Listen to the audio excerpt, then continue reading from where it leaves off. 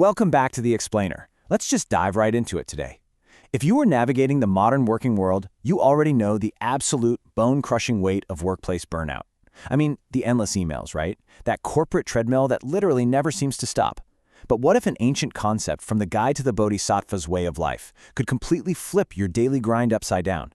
Today, we're exploring how just one single mindset shift can change absolutely everything about how you work. So ask yourself this: can you actually grow while you're fast asleep or just spacing out at your desk? We all feel that heavy, familiar guilt when we lose focus during some endless afternoon meeting or when we catch ourselves staring blankly at a massive reply-all email chain.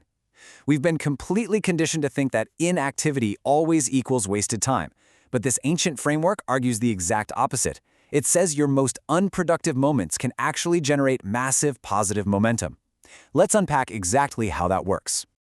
The secret here rests on a core concept called Bodhicitta. Simply put, it's a deeply rooted, altruistic intention that is directed entirely toward benefiting others. And here is the kicker. True practice isn't about working longer hours or taking on extra busy work for your boss. Not at all. It's actually a fundamental shift in the direction of your heart, turning your completely ordinary life into a continuous, flowing river of practice. Now, the really crucial point here is the contrast. Just think about an ordinary good deed for a second, like formatting a presentation for a struggling colleague. That's great, but the positive momentum, the merit, if you will, basically stops the second you hand over that file. Bodhicitta is a totally different ballgame. Because it's an unbroken vow to help others, the merit flows continuously. It's essentially an uninterrupted power source that doesn't just switch off when a task ends. The source text actually gives us these wonderfully vivid metaphors for those moments when we inevitably lose our focus. It describes it as being like a fire hidden under ashes or the sun shining behind storm clouds. When you are totally buried in office stress or just mentally exhausted, your good intentions haven't actually vanished. Even when it's heavily obscured by a completely terrible workday, your altruistic intention remains completely intact, burning away right beneath the surface. So how do we actually turn this into a real, day-to-day routine? Well, the text outlines a very clear chronological practice designed specifically for your messy, busy life. First, you set your intention in the morning. Second, you forgive your inevitable slip-ups midday. And third, you dedicate your rest at night. Let's break down step 1. The literal moment you wake up, before the chaos starts, state this intention: I still hold yesterday's intention to benefit all beings. That's it. This completely anchors your day. By actively connecting today's waking mind to yesterday's vow, you ensure that continuous flow of positive momentum, entirely regardless of those chaotic emails that are definitely already waiting on your phone. Then, as we all know, the midday turbulence hits.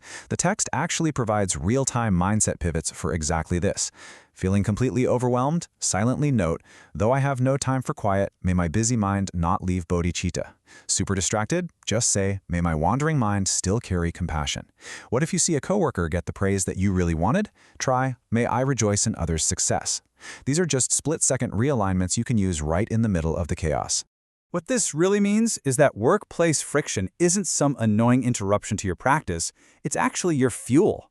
Instead of thinking, man, I'd be so peaceful if it weren't for this incredibly annoying client, try viewing the friction as your dojo. When your patience is tested, you are actively practicing compassion. The difficulties literally transform into the very path you are walking. And then comes that absolutely dreaded 2:30 p.m. coffee crash. Your energy completely tanks, and you just want to mindlessly scroll on your phone. The text validates this laziness. It doesn't treat it as a failure, but rather as a perfect moment for grace. You just reframe it.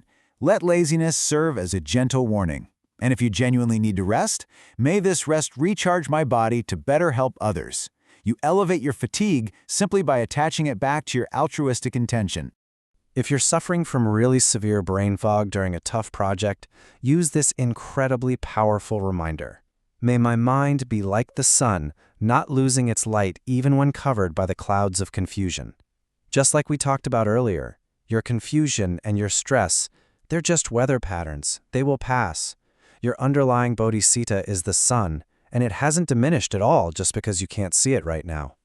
As the workday finally winds down, we hit this truly remarkable claim in the text: merit continues to accumulate even while you sleep. Because your fundamental trajectory is entirely locked into helping others, the simple biological act of sleeping generates positive momentum. In a world that constantly demands you be on 24/7, just imagine the profound comfort of knowing your rest is actively contributing to your highest goal. To actually activate this, you use this beautiful evening aspiration. May this sleep not be scattered, and may my compassion continue in my dreams. By dedicating your rest right before you close your eyes, you set the exact conditions for your intention to keep flowing quietly in the dark, preparing you to wake up and serve again tomorrow. Which brings us to this incredible grand finale excerpt. Even during sleep or distraction, merit continues to grow, vast as the sky. The sky is completely boundless, right? No barriers whatsoever. That is the true nature of Bodhicitta. A single moment of genuine compassion sparks a continuous flow of merit that completely and utterly outlasts our temporary moods and daily office distractions. So you see, true practice really isn't about doing more. It's entirely about directing your heart. Even your absolute deepest sleep and your most distracted, foggy afternoons are held within this vast flow of positive intention. Knowing that your rest is inherently productive and that your mistakes are just clouds passing over the sun, how are you going to set your intention when you wake up tomorrow morning? I really hope this explainer gives you the exact tools you need to completely reframe your next workday. Thanks so much for joining me.